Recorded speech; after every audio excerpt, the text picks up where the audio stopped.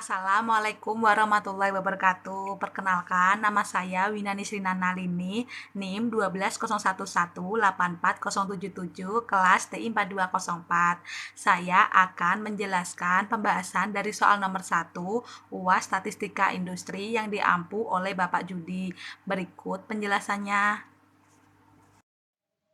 Saya akan menjelaskan jawaban dari soal nomor 1.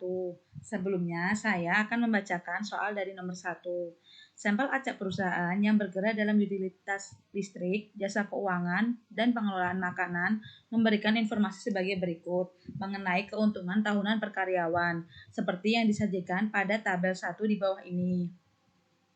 Tabel tersebut berisi tentang 3 company.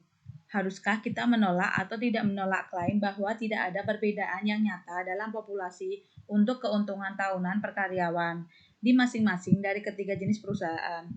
Gunakan tingkat signifikasi 5% dengan asumsi bahwa keuntungan tahunan per karyawan akan berdistribusi normal dengan varian yang homogen.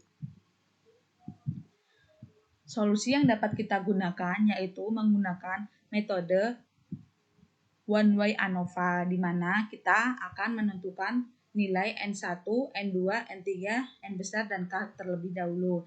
N1 didapatkan dari jumlah company 1, N2 didapatkan dari jumlah company 2, dan N3 didapatkan dari jumlah company 3. N besar didapatkan dari jumlah seluruh dari company tersebut. K didapatkan dari ada 3 bagian company. Kemudian X1, nilai dari X1 didapatkan dari sum dari company 1, nilai X2 didapatkan dari sum dari company 2, nilai X3 didapatkan dari sum company 3. Kemudian nilai X didapatkan dari jumlah keseluruhan dari X1, X2, dan X3. Kemudian kita menentukan H0 dan H1. H0 yaitu rataan sama untuk keuntungan tahunan per karyawan di masing-masing dari ketiga jenis perusahaan sama. H1 merupakan paling sedikit ada 2 rataan untuk keuntungan tahunan per karyawan di masing-masing dari ketiga jenis perusahaan tidak sama. Kemudian kita akan menentukan nilai-nilai dari yang ada di tabel ini. Yang pertama kita tentukan nilai dari SST. Rumus dari SST yaitu sigma N I sampai 1, sigma K J sampai 1 dikali Y kuadrat IJ minus T kuadrat per N. Sehingga SST didapatkan nilai 1925,56 dengan rumus sebagai berikut. Kemudian kita menentukan SSK.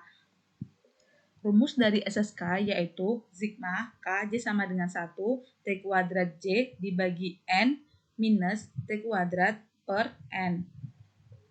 Sehingga SSK didapatkan nilai 418,14 dengan rumus sebagai berikut. Kemudian kita mencari nilai SSE yaitu dengan rumus SST minus SSK. Sehingga didapatkan nilai 1507,42. Kemudian kita mencari nilai dari MSK.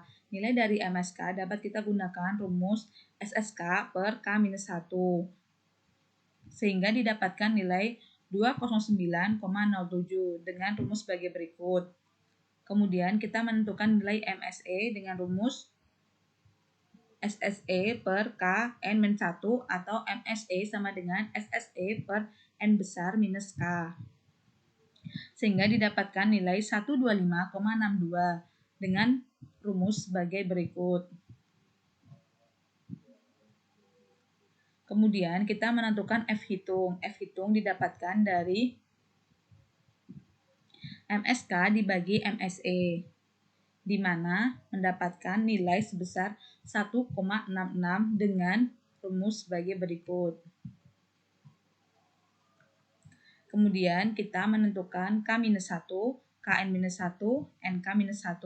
K-1 bernilai 2, KN-1 bernilai 12, NK-1 bernilai 14.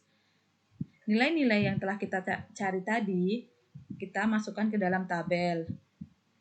Seperti yang tertera pada layar. Langkah yang selanjutnya kita menentukan taraf nyata.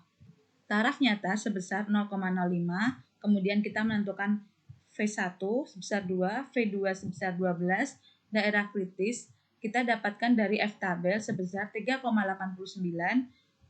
dan langkah yang terakhir kita dapat menarik kesimpulan.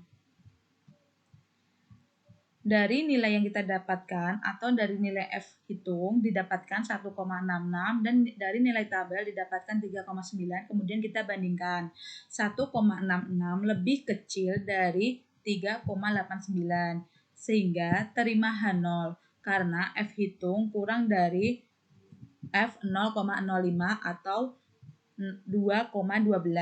Jadi rataan sama untuk keuntungan tahunan per karyawan di masing-masing dari ketiga jenis perusahaan sama.